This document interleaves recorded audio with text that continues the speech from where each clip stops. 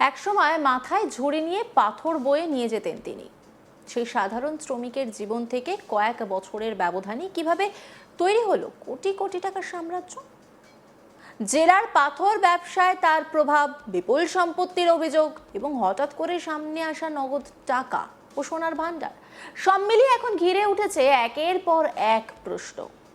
তদন্তকারীদের নজরে থাকা এই পাথর সম্রাটের উত্থানের কাহিনী যেন এক রহস্যময় পালাবদলের গল্প। বীরভূমের মোহাম্মদ বাজারের বাসিন্দা মিনার মণ্ডলের বাড়িতে বুধবার ভোর থেকে তল্লাশি চালায় পুলিশ। মিনার মণ্ডল জেলার পরিচিত পাথর ব্যবসায়ী নাজিবুদ্দিন ওরফে টুলু মণ্ডলের ভগ্নিপতি এবং তার টোল ব্যবসার ম্যানেজার। তল্লাশিতে উদ্ধার হয় বিপুল পরিমাণ নগদ টাকা, সোনা। তবে তদন্তকারীদের দাবি উদ্ধার হওয়া সম্পদের মালিক মিনার নন। বীরভূমের পুলিশ সুপার বিদিত রাজ বুন্দেশ জানিয়েছেন, উদ্ধার হওয়া টাকাগুলো টুলু মণ্ডলের বলে প্রাথমিকভাবে মনে করা হচ্ছে, যদিও তল্লাশির দিনভর টুলুর কোনো খোঁজ কিন্তু পাওয়া যায়নি। বিদিত রাজ বুন্দেশ পুলিশ সুপার, তিনি কি বলছেন শুনব।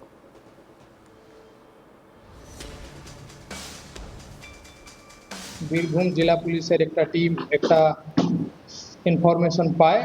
সেই ইনফরমেশন which was reasonably সঠিক সেটা মনে হয়। তারপরে পুলিশের টিম একটা জায়গায় ইনফরমেশন ছিল কি কোনো একটা বাড়ি মোহাম্মদ বাজার এরিয়া এলাকায়, ওখানে illegal cash and gold in huge amount ওখানে ইলিগালি কনসিল করে রাখা আছে। অ্যান্ড যে গোল্ড অ্যান্ড ক্যাশ আছে সেটা একটা সিন্ডিকেট অর্গানাইজ গ্রুপ, যে গ্রুপকে একটা লোক যার নাম মোহাম্মদ নাজিবুদ্দিন আলিয়াস টুলু মন্ডল, মোহাম্মদ বাজার এরিয়া, ওনার সিন্ডিকেটেড ক্রিমিনাল অ্যাক্টিভিটি গ্রুপের লোকের কাছে রাখা আছে। পুলিশ সে ইনফরমেশনকে ওয়ার্কআউট করার পরে ওখানে আজকে আর্লি মর্নিংয়ে সার্চ অপারেশন চালানো হয় বিএনএস অ্যান্ড বিএনএসএস এর প্রভিশন অনুযায়ী আন্ডার ভিডিওগ্রাফি। মর্নিং থেকে সার্চ অপারেশন এখন কন্টিনিউ চলছে। এখন অবধি যে ওখানে পাওয়া গেছে প্রায় 28.5 crore cash and 15 kg gold bars, এটা ওখান থেকে রিকভারি হয়েছে। লিগাল ফর্মালিটিগুলো চলছে ওখানে। এরপরে ওখানে আমরা সঠিক সেকশনে এফআইআর করে তদন্ত শুরু করছি। Thank you.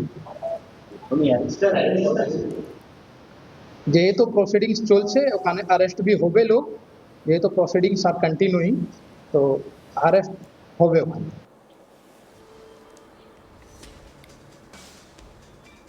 বীরভূমের টুলুর পরিচয় পাথর সম্রাট হিসেবে, তবে বিরোধীদের অভিযোগ তার প্রভাবের কারণেই অনেকে তাকে পাথর মাফিয়া বলেও আখ্যা দেন। এই নিয়ে একটি রিপোর্ট তুলে ধরেছেন আমার কলিগ। দেখুন। বীরভূমে কোটি কোটি টাকা, কেজি কেজি সোনা, আর এই উদ্ধারকে ঘিরে চাঞ্চল্যকর তীব্র উত্তেজনা পরিবেশ তৈরি হয়েছে। উঠে আসছে রাজনৈতিক নেতা মন্ত্রীদের নাম। কি, কেন, কি কারণে এবং কার কাছে গচ্ছিত সেই নামটা হচ্ছে কে। প্রথমেই নাম আসছে টুলু মণ্ডল। কে এই টুলু মণ্ডল?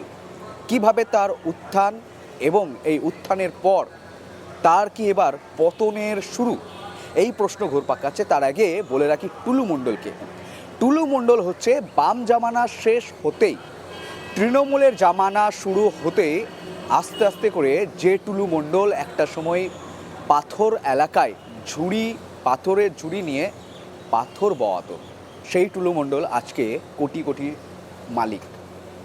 শুনলে অবাক হবে, সূত্র মারফত জানা যাচ্ছে যে নেপাল, বাংলাদেশ, আন্দামান, গোয়া এই এলাকায় রয়েছে তার আবাসন, ফ্ল্যাট, বিভিন্ন প্রপার্টি।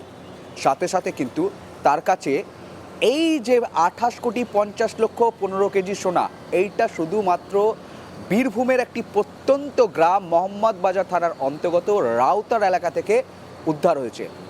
এই টুলু মণ্ডলের বাড়ি হচ্ছে মোহাম্মদ বাজার থানার অন্তর্গত সৎসালে।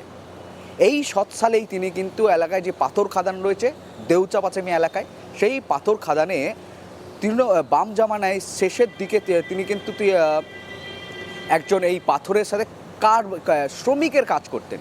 শ্রমিক থেকে আজকে পুঁজিপতির জায়গায় পৌঁছে গেছে, যার মেয়ের বিয়েতে কয়েকশো কোটি খরচ। আর সেই বিয়েতে উপস্থিত হয়েছে কারা না, বলি টলি তারকারা, যা আজ তাক বাংলা বীরভূম জেলা থেকে, শুধুমাত্র আজ তাক বাংলা এবং আজ তাক ইন্ডিয়া টুডে গ্রুপ এই খবর কিন্তু পরিবেশন করেছিল সর্বপ্রথম। সেদিন কিন্তু দেখা গিয়েছিল যখন এই টুলু মণ্ডলকে আজ তাক বাংলা ফোন করে, তিনি কিন্তু বলেন যে এই টাকার হিসাব আসতে হলে আমার অফিসে চলে আসুন, আপনাকে সমস্ত হিসাব তথ্য দিয়ে দেবো। এবং সেই সুরটা ছিল একটা ভারী গলায় এবং হুঙ্কারের সুর। এই টুলু মণ্ডল যাকে নিয়ে রাজনীতি, এই টুলু মণ্ডলকে কিন্তু দেখা গিয়েছে কখনো রাজনৈতিক মহল দাবি করেছে যে কখনো যখন বীরভূমের জেলার সভাপতি ছিল মমতার তৃণমূলের অনুব্রত মণ্ডল, সেই সময় অনুব্রত ঘনিষ্ঠ ছিল এই টুলু মণ্ডল। ঠিক অনুব্রত মণ্ডল যখন জেল তিহারে তিনি যান, তিহারে যাওয়ার পর বীরভূমের জেলা পরিষদের সভাধিপতি হয়ে যান কাজল শেখ। সেই কাজল শেখ কিন্তু আবার টুলু মণ্ডলের ঘনিষ্ঠ হয়ে যায়। রীতিমতো তিহার থেকে বাপসি হলেও অনুব্রত মণ্ডলের সাথে কিন্তু আর টুলু মণ্ডলের সেই ঘনিষ্ঠতা কিন্তু বাড়ে না। টুলু মণ্ডলের মেয়ের বিবাহ অনুষ্ঠান, সেই অনুষ্ঠানের জন্য আজ তাক বাংলা অনুব্রত মণ্ডলকে কিন্তু ফোন করেন এবং অনুব্রত মণ্ডল স্পষ্ট জানিয়ে দেন সে এই বিয়েতেও অনুপস্থিত থাকবে এবং যাবে না, সে কার্ডও পায়নি, কিচ্ছু পায়নি, এমনটাই জানিয়েছে। অন্যদিকে এই টুলু মণ্ডলের কন্যার বিবাহ অনুষ্ঠানের যে মেহেন্দি অনুষ্ঠান, সেই মেহেন্দি অনুষ্ঠানে কিন্তু কাজল শেখকে দেখা গিয়েছিল। কে কাজল শেখ? কাজল শেখ হচ্ছে বীরভূমের জেলা পরিষদের সভাধিপতি।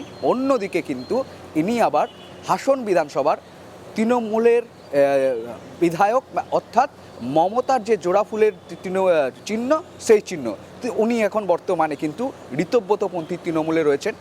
অন্যদিকে ঋতব্রত তৃণমূলপন্থীতে তিনি বিধায়কদের সমর্থন করে, বিরোধী দলনেতা ঋতব্রতকে সমর্থন করেন। আবার অন্যদিকে অনুব্রত মণ্ডল আবার ঋতব্রতপন্থী তৃণমূলের জেলা সভাপতি বীরভূমের। এই সমীকরণটা তো টুলু মণ্ডলের রাজনৈতিক যে সম্পর্ক সেটা গেল।